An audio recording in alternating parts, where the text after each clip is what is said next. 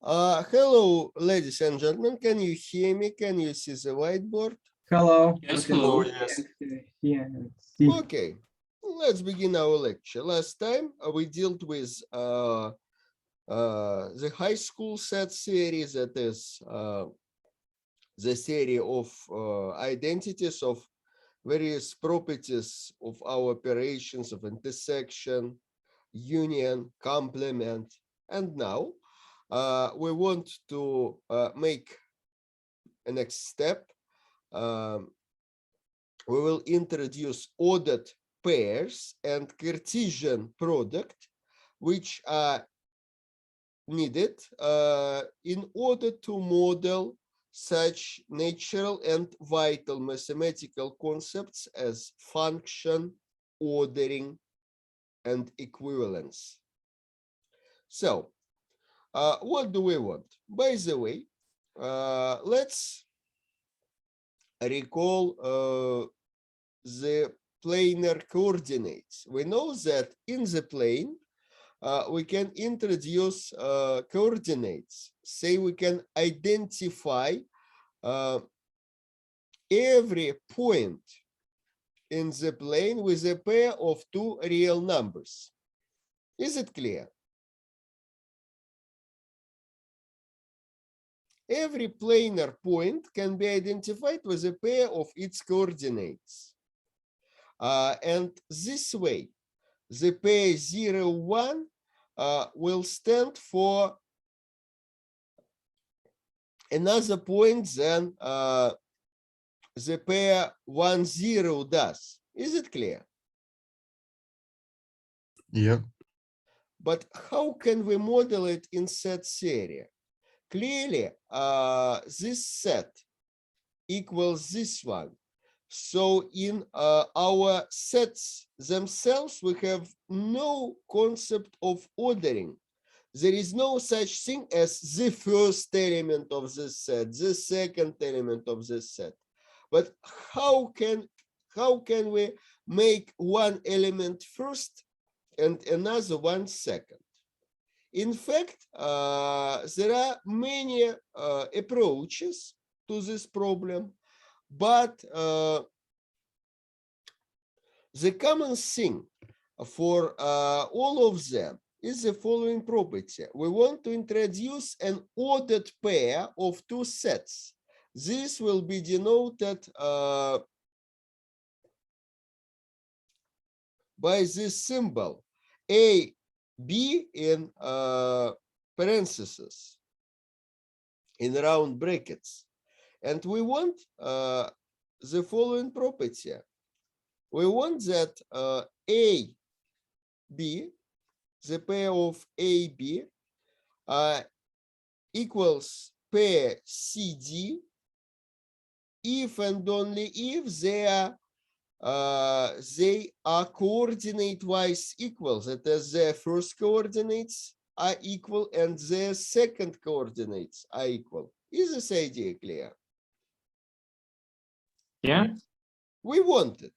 As a corollary from what we want, we can, of course, obtain the following. B equals BA if and only if A equals B. So as clearly, if A equals B, then we have this thing and vice versa. We want it, but how can we provide what we want? How is it possible? As I have said, there are many different constructions of ordered pair, all of which provide this property. But we will consider just one of these, namely so-called Kuratovsky's pair. Kuratovsky was a classical set theory author. For every two sets A and B, please notice that as usual, everything is a set. A and B are arbitrary sets. I will define the following set, whose elements are just the singleton of A and this unordered pair of A and B. Clearly, such a set exists by our first set construction principle. Is this idea clear? And why can't we just say that A is not a singleton, but just A? Because A can be a pair, we will have some problems then. If it is not a singleton, then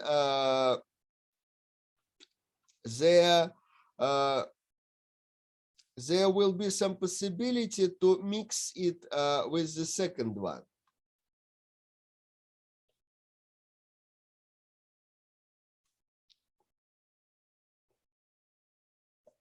So,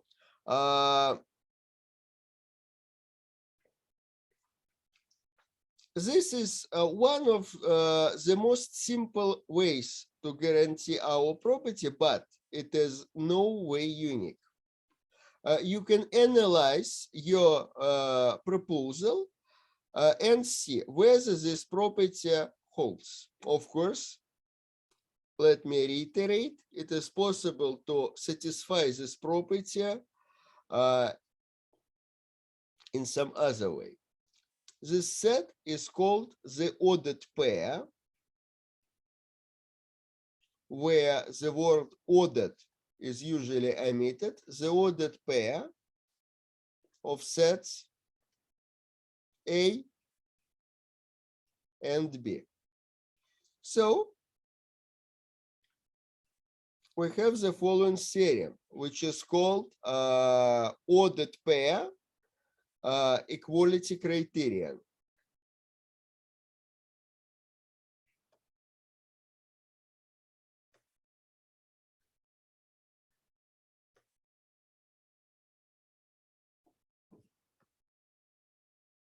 What we want is now a theorem.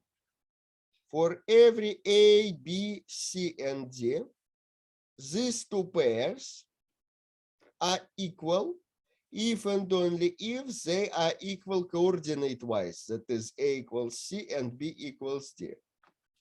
For the first, for the implication from the right to the left, we can just recall that identical sets, equal sets, behave identically.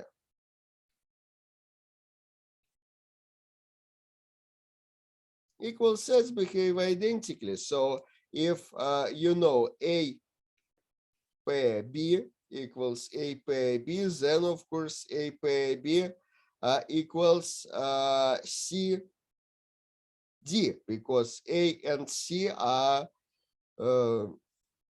indiscernible. They behave the same way, likewise B and D. Of course, you can make it more accurate. You can give a more detailed proof and analyze it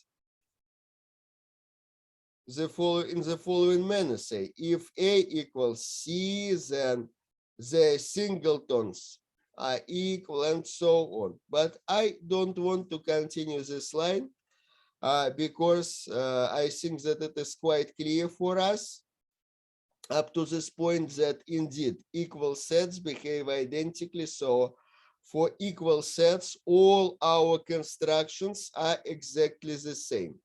Is this idea clear? Yes. And now let's prove the non-trivial implication. Assume that indeed the pair AB equals the pair CD, that is, this set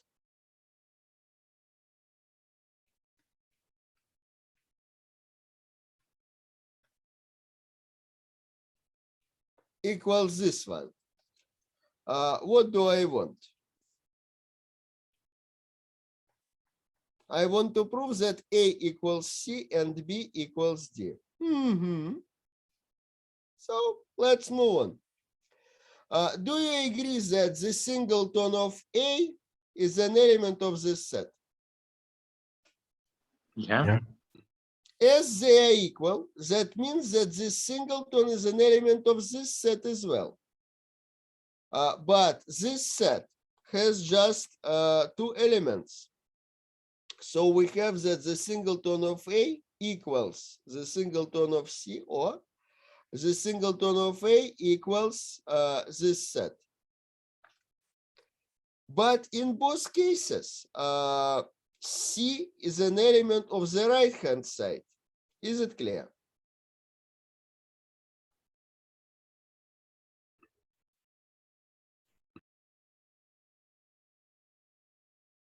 Clear or not? Sorry, could you repeat, Not please? really. Yes. Do you agree that C is an element of this singleton? Yeah.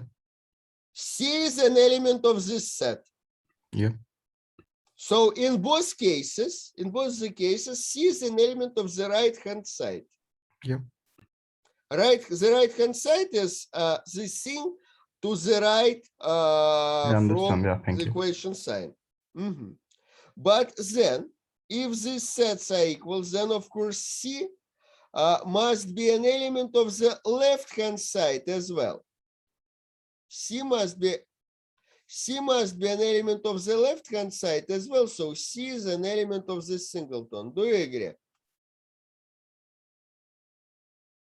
Yeah. Hence C necessarily equals A. We have just proved that our first identity holds. Is it clear? Yes. And now let us look at AB, at this set. This set is an element of the left-hand side here in our first equation. Hence, it is an element of the right-hand side here. So we have two possible cases. The first case is when this set equals the singleton of C. And the second case is when this set AB equals this one. Do you agree? You're right. So these are two possible cases. Okay. But now B, by the way, in both cases, A equals C, as we have just proved it. A equals C. Let's look at B here. B is an element of the left-hand side here. So B is an element of the right-hand side as well. That is B equals C, which equals A, by the way. Is it clear?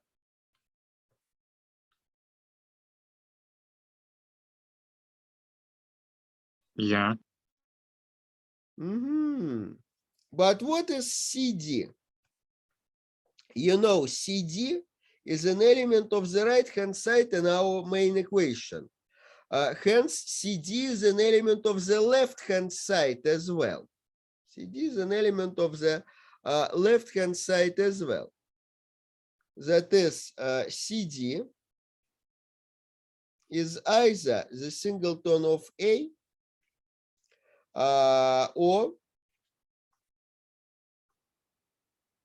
this pair. Do you agree? Yeah. But in the first case, D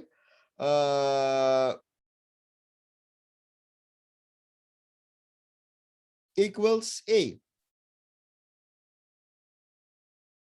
because D belongs to this singleton. And here D is either A or B. Do you agree? Yeah. But A equals B, as we have proved. So in any case here, D equals B, which was required to be proved. So in the first case, we have proved our second identity. Is it clear? Yeah.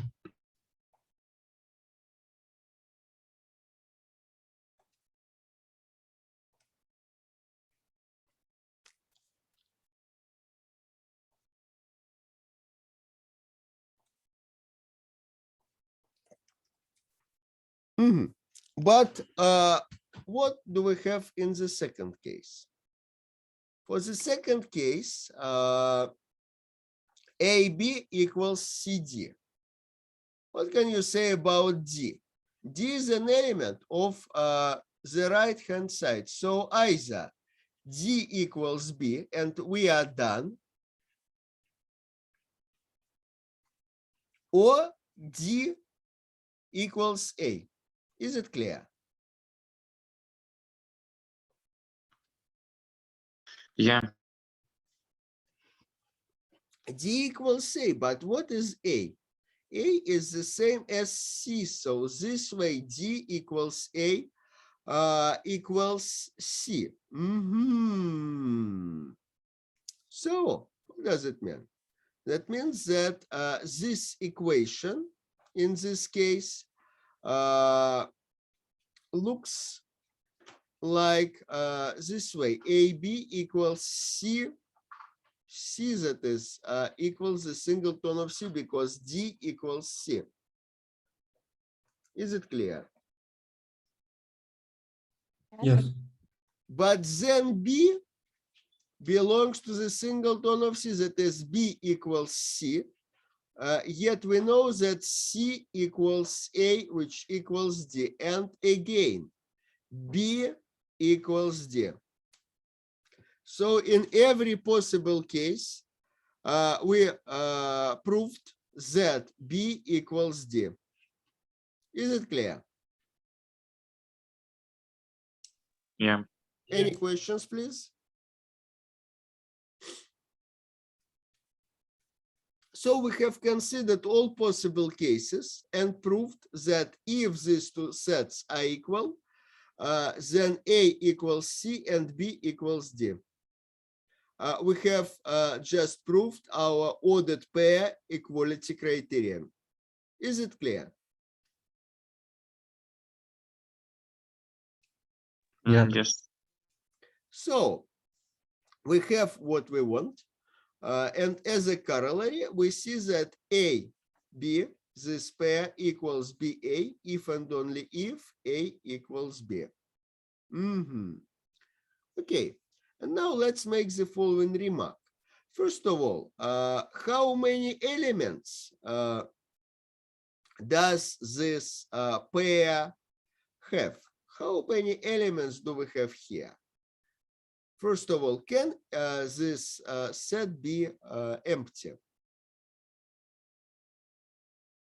No. No, because at least one element is present here. The singleton of A is an element of this set, so it is guaranteedly non-empty. It has at most two elements, but can it have one element? Yeah. When? When do we have zero. just one element here? When? B is equal to A. Of course, of course. If we consider a pair with identical coordinates, we'll obtain something like that. But these two are identical sets, singletons of A. They are the same. So it is possible to have just one element here, one or two, but nothing else. Another remark, assume that both A and B belong to some X. Do you agree that then this set, this unordered pair, is a subset of X? Do you agree? Yes. Aha. But what about the singleton of A? The singleton of A is also a subset of X because every element of this singleton is an element of X. So we have a question. Cannot we underpin the fact that from the assumptions that they are equal, that there is only one singleton in both of the sets, As far as I'm concerned, a singleton cannot be equal to the set of two aliens. I was actually wrong. Yeah, I got Yes, the idea. because You've already this shown set, that. the main idea is that this set is not necessarily a set of two elements, because it is not guaranteed that A differs from B. They can coincide, and if they are the same, it is a singleton. Okay, so let me continue. Both these sets are subsets of X. But do you remember the characteristic property for the power set? What is the power set of X? The set of Alpha all subsets. belongs to the power set of X, the set of all subsets, if and only if alpha is a subset. Do you agree? Yeah.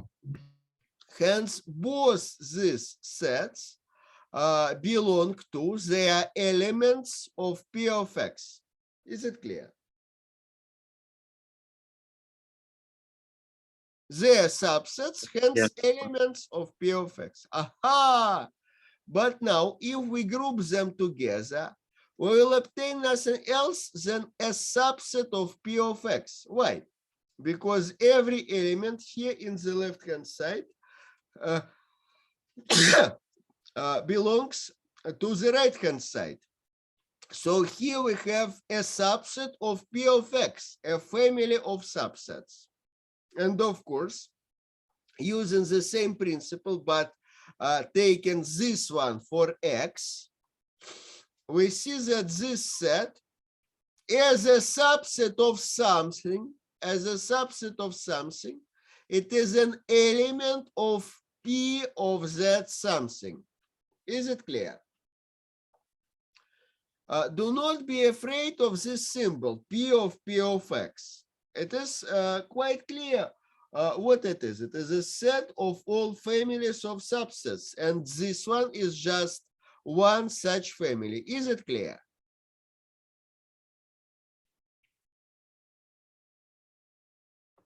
Clear or not?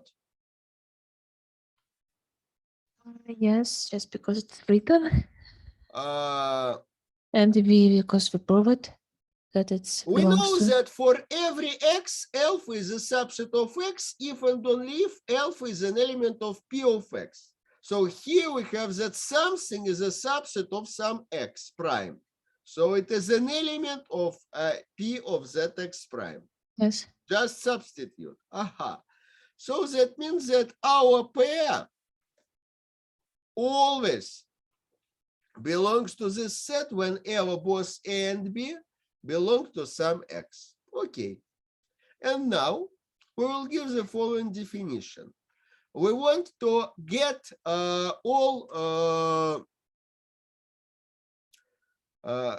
we want to bring all our pairs together. If A and B come from some specified sets. So with this in view, we introduce the following notation, A times B. This is called the Cartesian or direct. Cartesian is after Cartesius or Descartes. You know, he was a prominent French mathematician of the 17th century who, among other things, introduced planar coordinates. So the Cartesian product after Cartesius or Descartes is a set of all possible pairs. But how can we prove that this set indeed exists? It is not possible to construct a set at a whim. We need some axioms to prove its existence. So we can take all such pairs, all such elements from this set, which are pairs. So such that there exists A, there exists B, such that Z is a pair of A, B, and A belongs to capital A and B belongs to capital B. So why does this set exist? It is quite clear. For every A and B, by the fourth principle, there exists a union. By the third principle, there exists the power set. By the same third principle, there exists this set. And then we will just specify some subset of this set using this property. So we want to take all subsets of P of A union B, which are pairs of this form. Is it clear? Yeah. As a corollary, we have the following characteristic property. For every Z, Z belongs to this set if and only if there exist A and B such that Z is a pair thereof and they come from the respective sets. Why is it so? From the left to the right, this follows from this definition. Every Z from this set satisfies our property. You know, the second principle means that applying the second principle means that we take all elements Z from some Y which satisfy phi. So every Z from this set, of course, is a pair. It satisfies our phi. And for the other direction, if we indeed have that A and A belongs to capital A and B belongs to capital B, then both belong to their union. Is it clear? Is it clear? Yeah. And this implies that the pair of these two elements belongs to P of what? Of any set containing both, that is of A union B. So if this is true, then indeed such a pair belongs to this set, hence it belongs to A times B. Is it clear?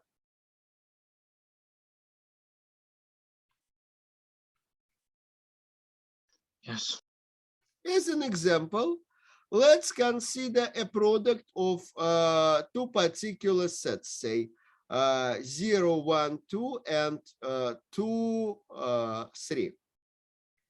So every Z belongs to this set if and only if this Z is a pair of coordinates, where the first one comes from 0, 1, 2, and the second one comes from 2, 3.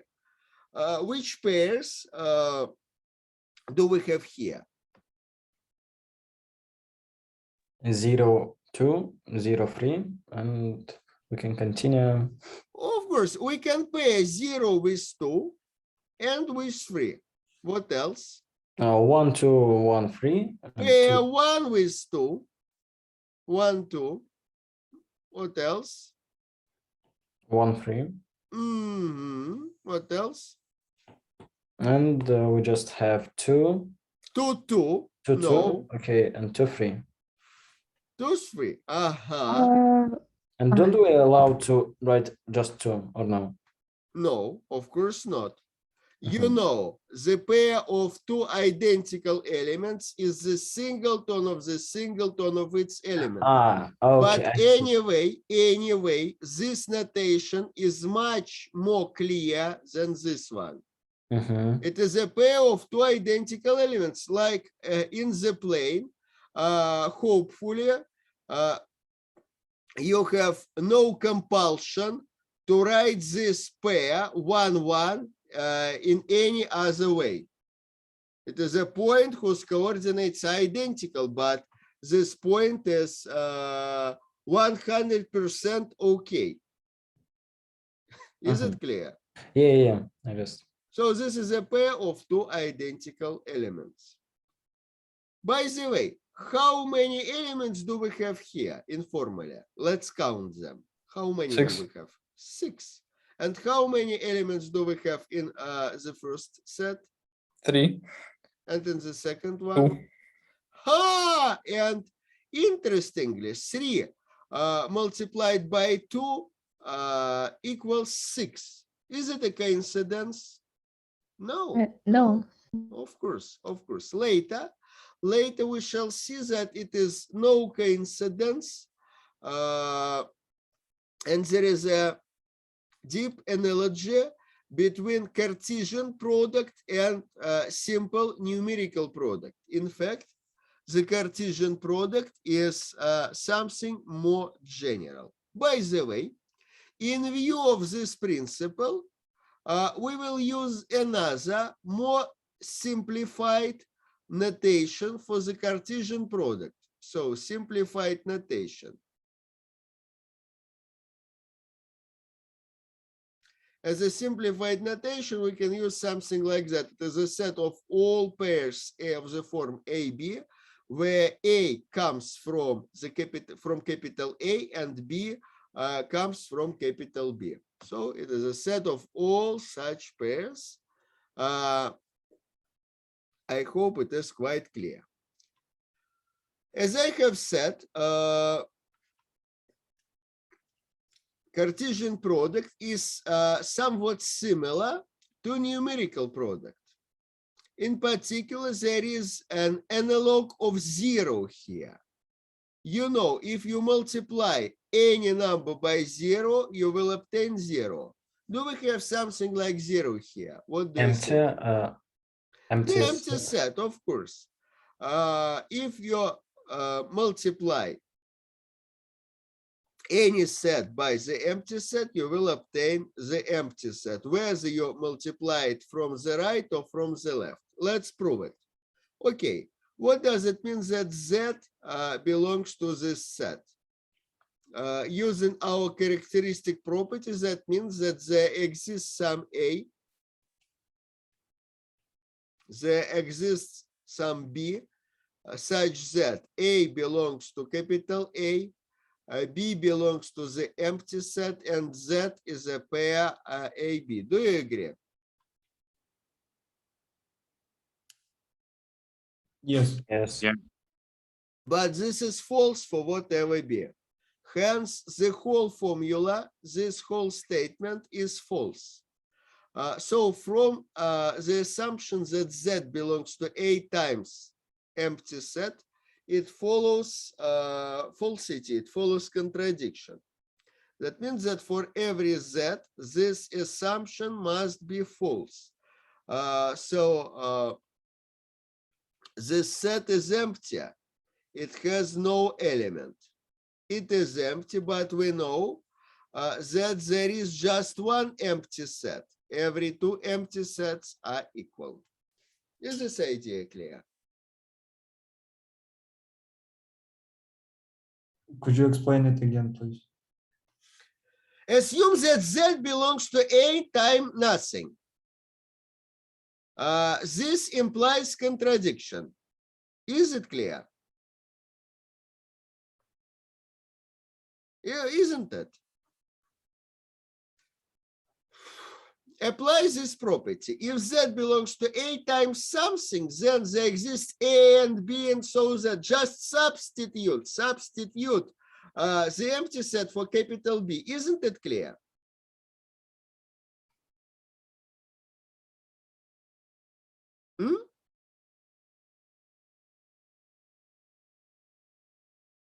No? Yes. Please give me some feedback. If you have asked a question, so please let me know whether I've answered it. So this is false. From the assumption that Z belongs to the set follows falsity. That is, this assumption itself must be false for whatever Z. So for no Z, Z belongs to A times empty set.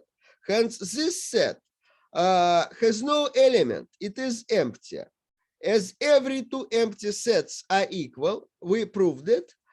This set must equal this one. Is it clear? Yes.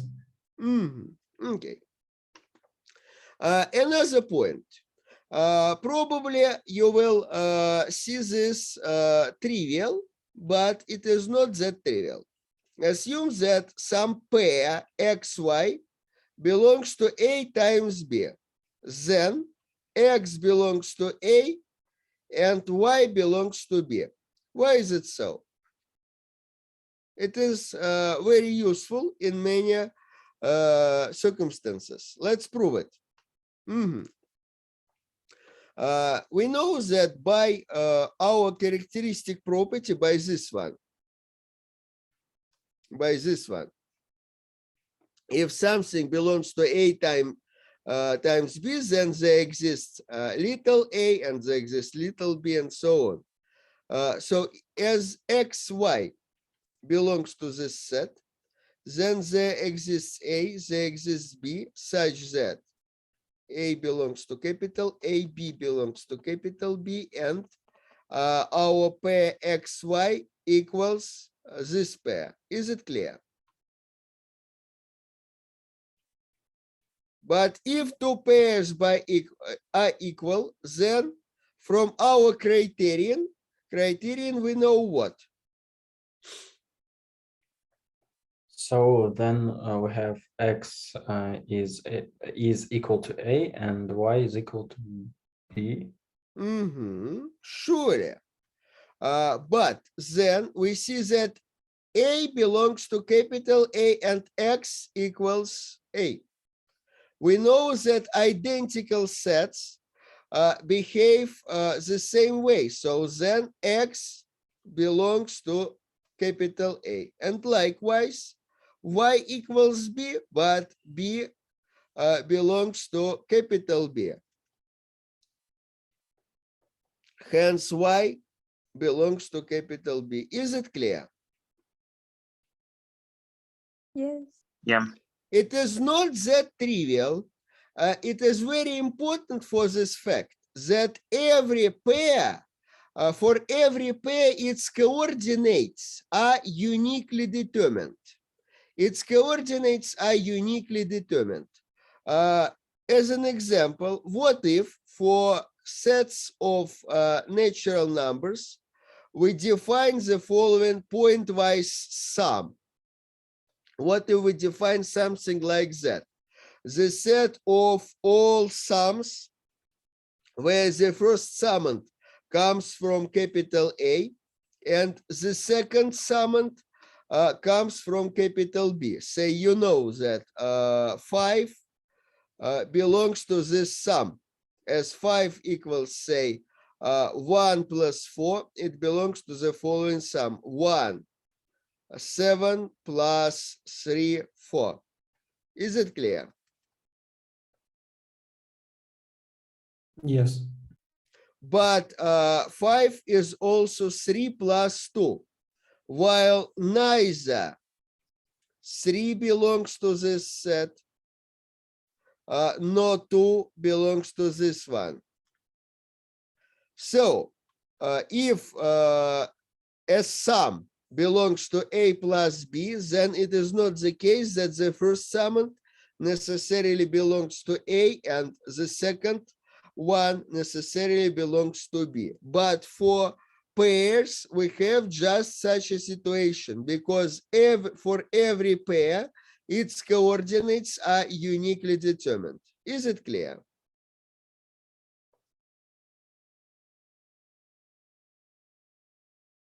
Yes.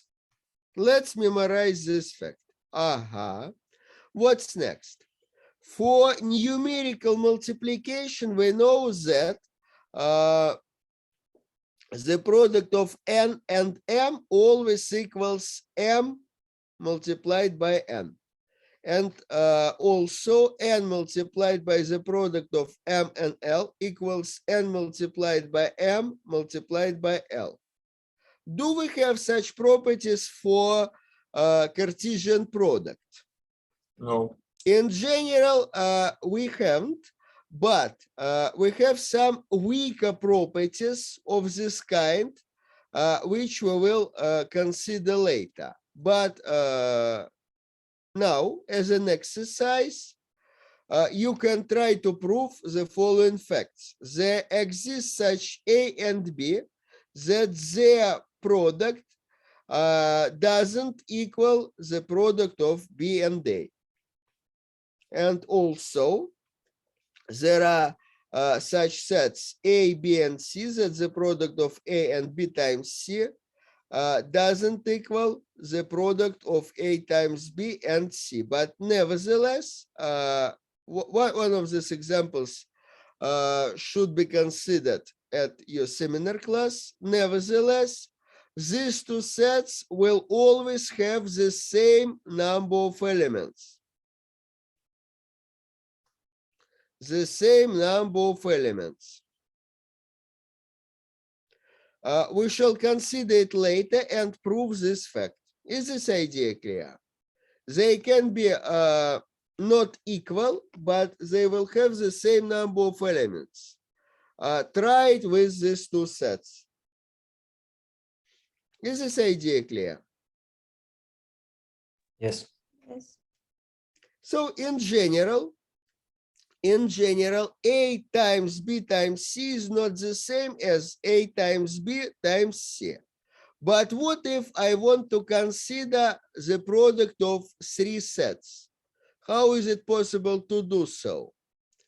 By definition, I will say that this is just a product of A, B, and C. So by definition, I want my brackets to group to the left. That is, if I want to consider the product of n sets, this will be just A1 times A2 times A3 and so on. And so on up to AN. Is this idea clear?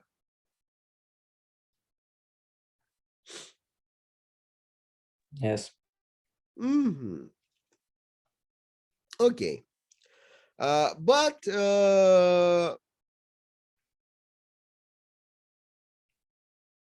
which sets belong to this one? Let us see. But first of all, we will consider so-called Cartesian power or Cartesian degree. We know that with multiplication, some exponentiation operation is associated. You know, m to the power 0 is what? 1. 1, and m to the power n plus 1 is m to the power n multiplied by m, which is the same as the product of n copies of m. Is it clear? N plus 1, I think. No? Yeah. Thank you. N plus 1, of course. Likewise, we can define a power for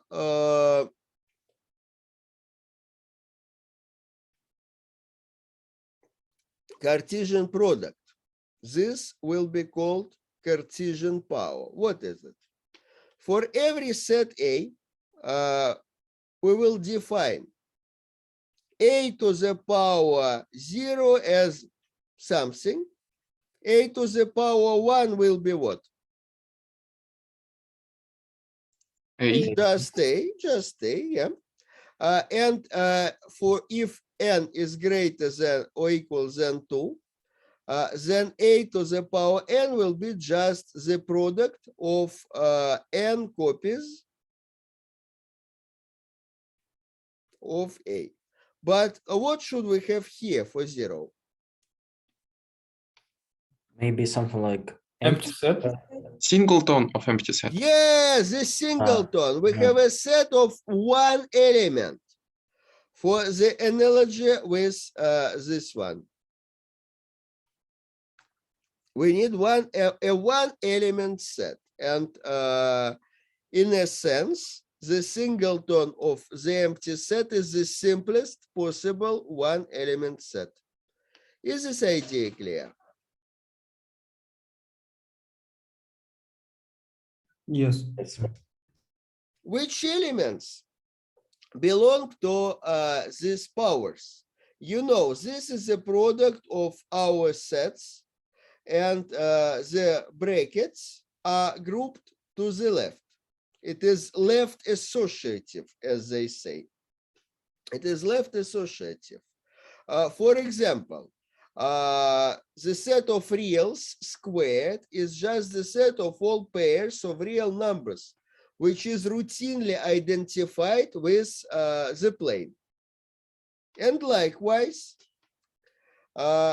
this set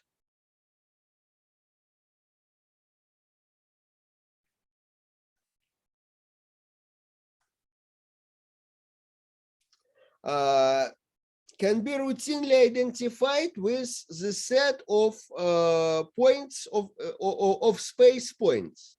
Is it clear? Yeah. But on the other hand, we used to identify space points not with pairs of a pair and the number, but with triples or triplets of real numbers. So what is a triple or triplet? What is n tuple? And tuple, some people pronounce it as tuple according to the rules, but as far as I know, it is still tuple. What is n tuple of sets? What is it? The definition is as follows. For a triplet, for a triple as a noun, we can say that the triplet of three sets, A, B, C, an ordered triple is just the pair of the first two of them and the last one. And likewise, if n is greater or equal than 2 and a1 and so on, an are sets, then I will define the n tuple of these sets the following way. It is a pair of a1 and a2 paired with a3, paired with a4, and so on up to an. Is this idea clear? Yeah. So then, r to the power 3, r cubed, is just the set of all triples of reals. All ordered triples. Clearly,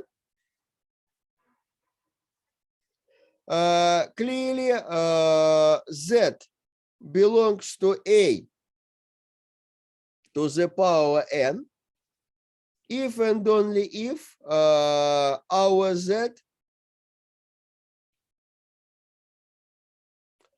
is a triplet or n tuple. That is not triplet, of course, but n tuple. Our z is an n tuple of elements of A. Why is it so? Because you see that here brackets are left associative, and here they are also left associative. Is this idea clear?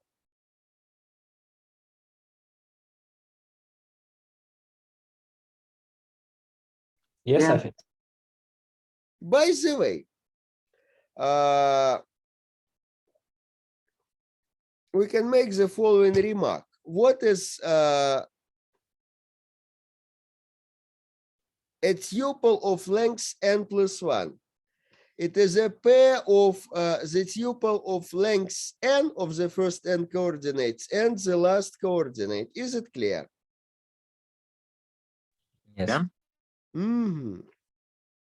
Let us notice this fact. And also, another remark. What does it mean that Z belongs to A1 times A2 and so on. That means that there exists A1 from capital A1 and so on up to N, such that Z equals this N tuple. So this set is just the set of all N tuples where the i's coordinate comes from the i's set. Is it clear? Yeah. And noticeably, for these N tuples, we have an analog of our pair criterion. You know, two ordered pairs are equal if and only if, as we proved, two ordered pairs are equal if and only if their respective coordinates are equal. And this is also true for N tuples. So we have the following lemma. We can call it N tuple equality criterion.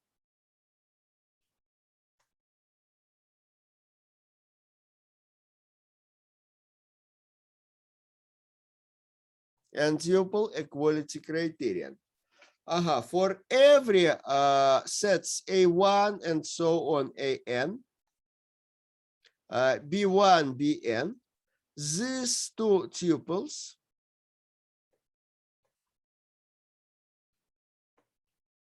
are equal if and only if for every I, AI equals BI. Is it clear? So say two triples are equal if and only if the first, the second, and the third coordinates thereof are respectively equal. Is this idea clear? Yes.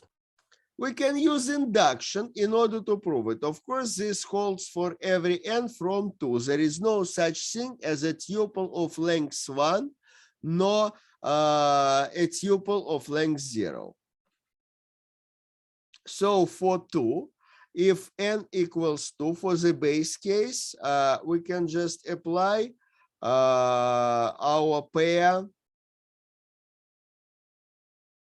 equality criterion. And what if our statement is true for n? Assume as an inductive hypothesis that this is true for n, for every n tuple. And now let us consider two n plus 1 tuples.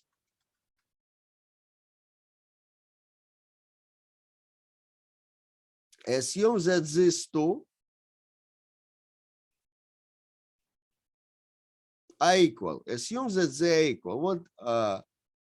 What does it mean? If they are equal, you know, this one, as we have already noticed, the tuple of n plus 1 element is just a pair of the tuple of its first n elements and its last element. And likewise here, we have this one. Is it clear? Yeah. So we see that these two pairs are equal. And now what if we apply pair equality criterion? What should we obtain then? So then A1 This A1 tuple, yes, equals is this equal one. to tuple from B1 to Bn, and AN plus 1 is equal to Bn plus 1. And now we will apply our inductive hypothesis. And now we will apply our inductive hypothesis. By inductive hypothesis, that means that for every I from 1 to n, AI equals BI. And also AN plus 1 equals BN plus 1. So for every I up to n plus 1, AI equals BI as it was required. Is this idea clear? Yeah. So the implication from the left to the right is proved. Of course, from the right to the left, it is trivial for identical sets behave identically. Is it clear? Yes. So now we see how it is possible to consider, say, space coordinates in view of the set theory. And now, if you have no questions with it, or do you have any questions? We shall move further to our next topic, so-called binary relations. We don't want to consider n tuples anymore for the time being, but we will consider just pairs. What is a binary relation? If A and B are whatever sets, and R is a subset of A times B, then R is called a binary relation. It's called a binary relation. The word binary will be omitted usually because we won't have any other relations like ternary or something like that. These will be, of course, subsets of this set, but we are not interested in them currently. A binary relation is any subset, a binary relation between A and B is any subset of their Cartesian product. Is this idea clear?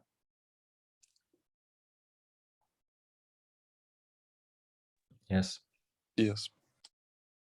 As an example, we can say that as the empty set is a subset of every set, then this one is a binary relation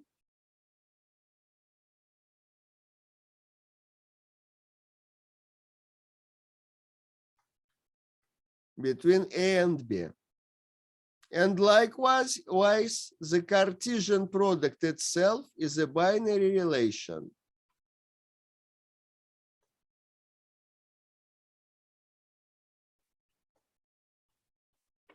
Is it clear?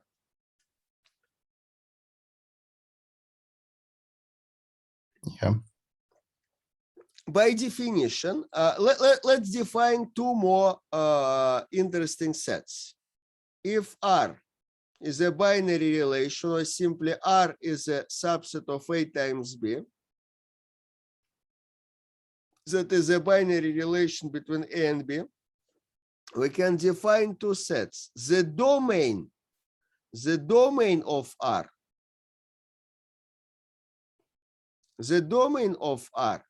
which is just the set of all first coordinates.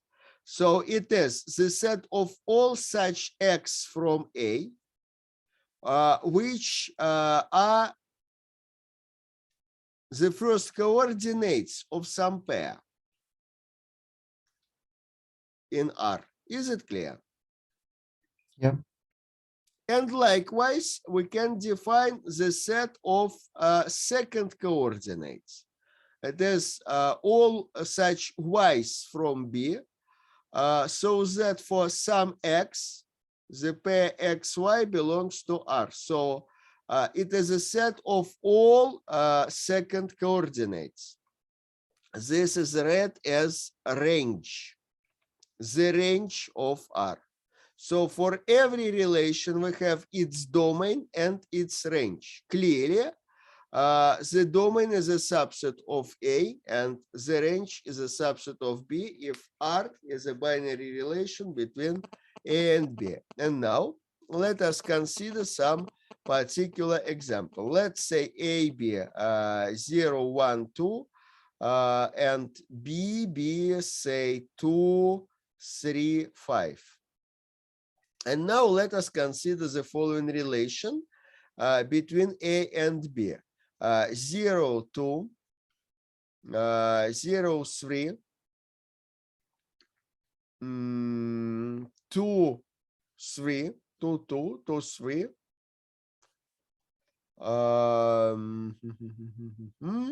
To 5.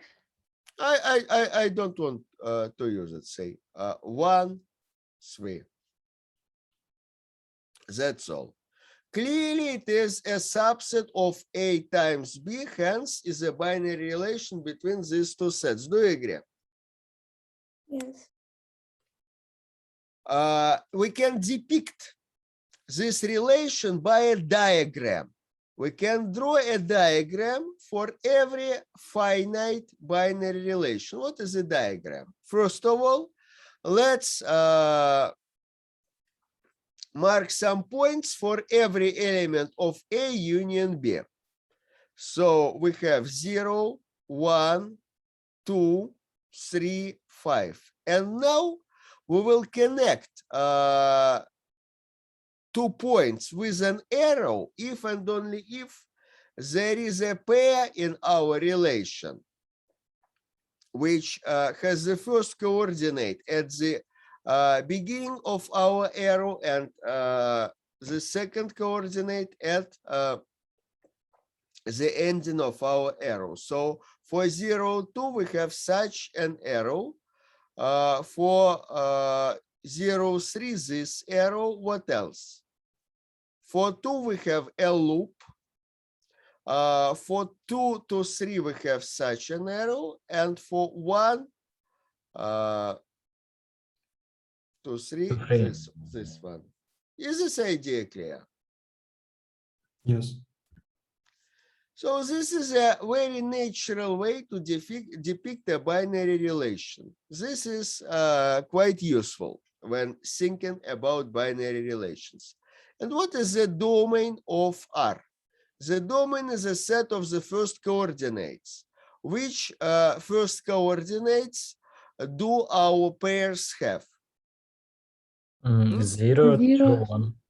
0, 2, and 1. These are the only first coordinates. And what about the second coordinates? That is 2, 3. Yes. There's 2, nothing. 3, 2, 3, and just 3. So we 2, have 3. just 2 and 3. We can, at our diagram, the point belongs to the domain of the relation if and only if there is some outbound arrow.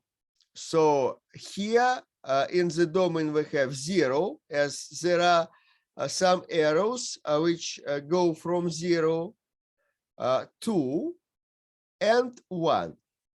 And in the range, we have all points with inbound arrows, that is 2 and 3, and nothing else. Please notice that 2 belongs to the intersection of the domain and the range. It is well possible. Is it clear?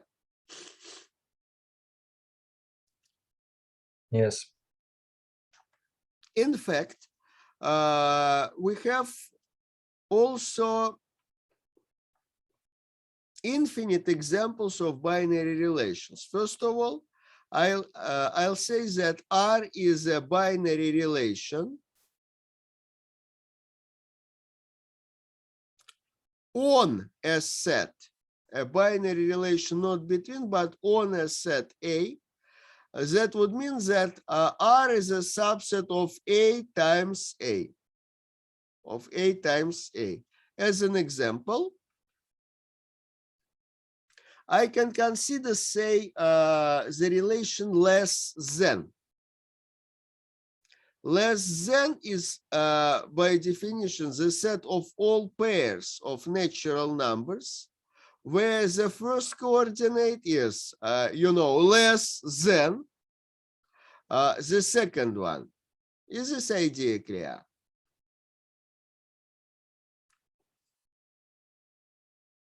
You can treat this predicate less than as a binary relation. The set of pairs. Which pairs? Which pairs belong to this binary relation? Like 0, 1, 2, 0, 1. 0, 1, 0, 2, 0, 3, and so on. What else? 1, 2, 1, 3. 3, 1, 4, and so on. 2, 3. 3, 2, 4, 2, 5, and so on. Infinitely many pairs. Is it clear? I'm not sure why you just say that it belongs to the a Cartesian product of n and n, not just It n. is a subset. It is a subset because it consists of pairs. Isn't it clear? Mm. Less than consists of pairs, not numbers. Pairs thereof. It is a set of all pairs where the first coordinate is less than the second one.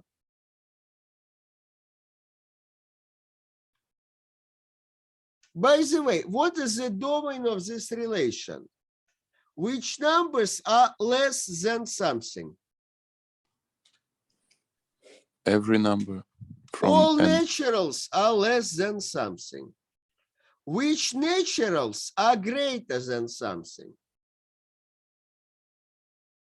The same set without 0. Every natural except 0. Is this idea clear? Yes. So here we have an example of an infinite binary relation, and we see that every binary predicate can be considered as a binary relation. Okay. As binary relations are sets, it is possible to apply all set theory operations to binary relations. Say you can consider the union, the intersection, the complement of a binary relation to some universe, and so on and so forth. But there are some specific operations for binary relations. By definition, I will consider the following operation conversion. Let R be a binary relation between A and B. Then I will define the converse. I don't want to call it the inverse, for it is not exactly inverse in some natural sense. So I'll call it the converse.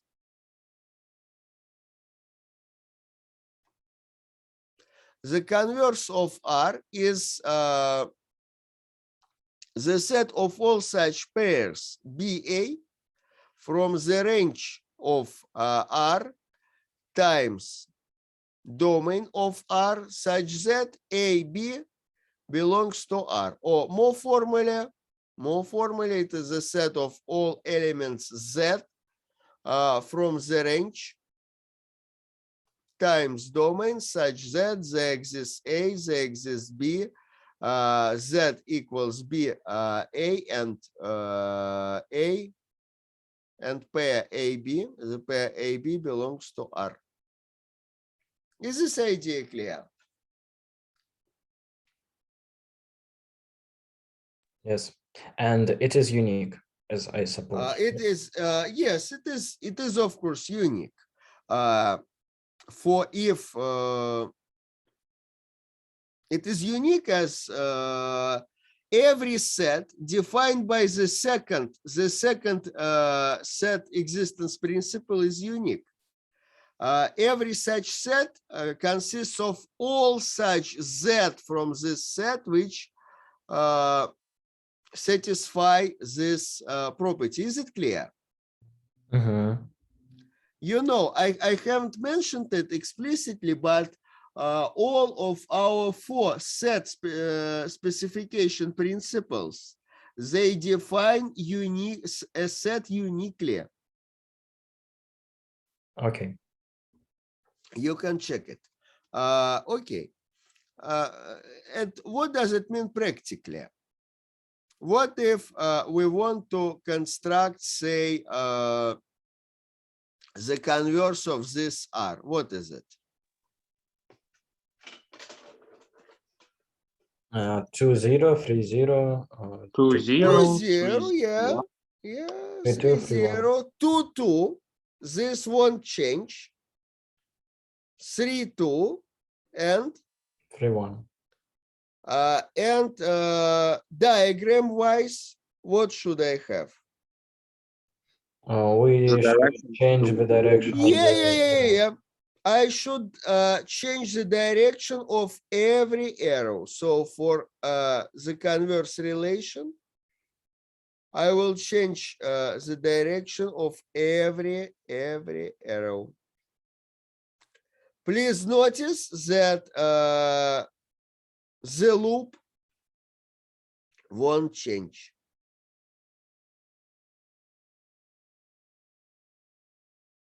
Is this idea clear? Yep. And what do we consider less than? What is the converse to less than? More than. More than, of course.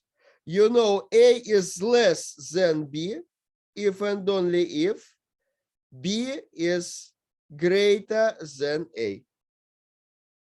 Is it clear? Mhm. The converse is greater than. As an exercise, you can prove that the domain of the converse relation equals what? Range of R, And the range thereof? domain of R. In and one. And now let's finish our lecture with the following easy lemma. It is easy, yet it is important. Assume that P and Q are some binary relations. Then I say that the converse of P equals, what do you say? P, just P. And what is the converse of the union? Union converses. Please notice that it is still union. It is not intersection. It is union of the converses. Okay, let's prove it. First of all, I will introduce some notation. You know, here for less than, we usually write A is less than B instead of A, B belongs to less. We will use the same abbreviation here. We will use X, R, Y. We will write it instead of X, comma, Y in brackets belongs to R. Is this idea clear?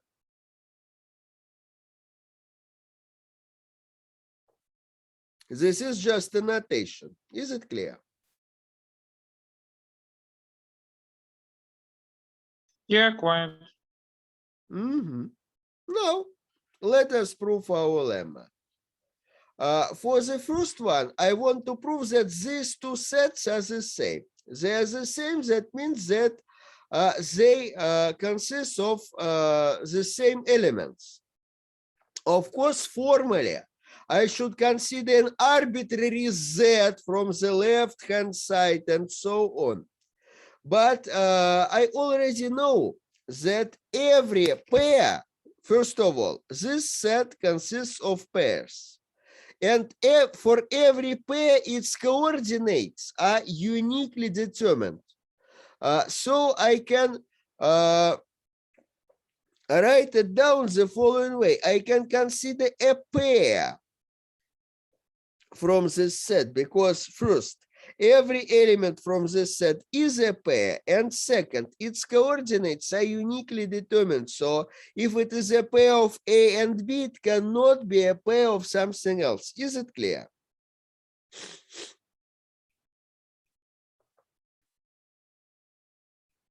Yes, it is. This point will simplify our presentation a lot. Okay.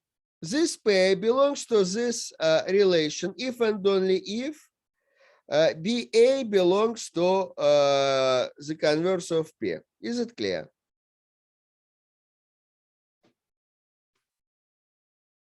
In its turn, it is equivalent to the fact that AB belongs to P. So P and the converse of P consists of the same pairs, so they are equal.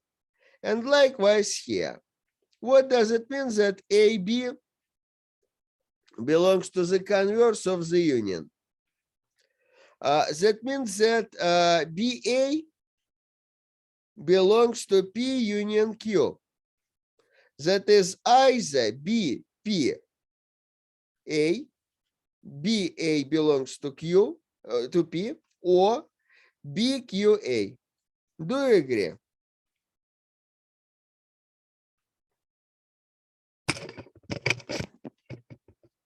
Is it clear? It is a union. So either BA belongs to P or BA belongs to Q. Then I can consider the converse. That means that AB belongs to the converse of P, while this one is equivalent to the fact that AB belongs to the converse of Q. Bringing everything together, I see that AB belongs to the union of two converses. Is it clear? Yes. One interesting relation is so-called identity relation. For every set A, one can define the identity relation on A. So it is a set of all the pairs of identical elements.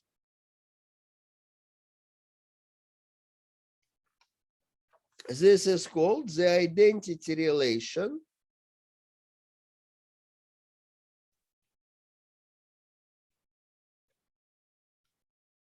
on A. Is it idea clear? Yes. What is the identity relation of this set? 1, 2, 3.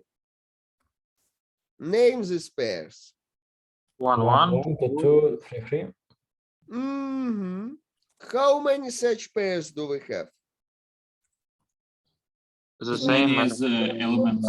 Yeah. This relation is very special and quite important. By the way, what is the converse of the identity relation? It is identity relation. The same. Yeah. It equals its converse. Let's notice this fact. Is it clear? Yes. Do you have any questions?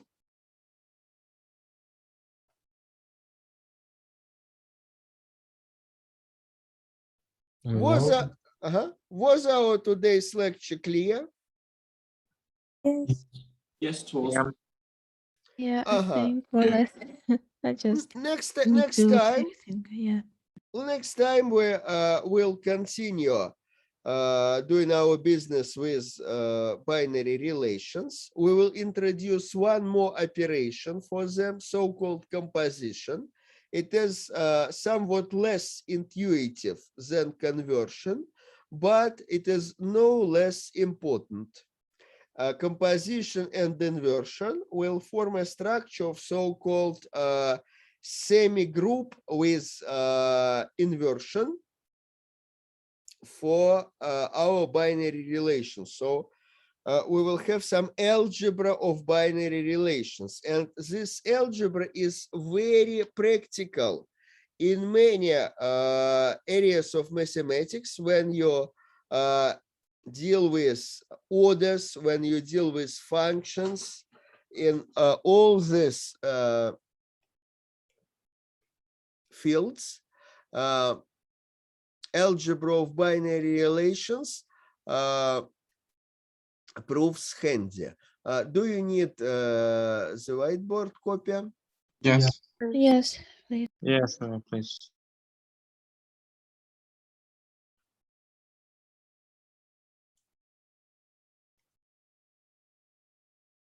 Please take it as I have sent it.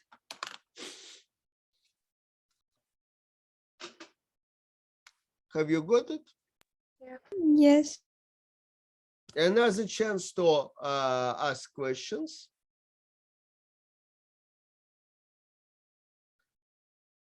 Okay, thank you, dear students. Thank Thank you very you. much for the Thank lecture. you. Goodbye. Goodbye. Goodbye. Thank you. Goodbye. Goodbye. Goodbye, ladies and gentlemen.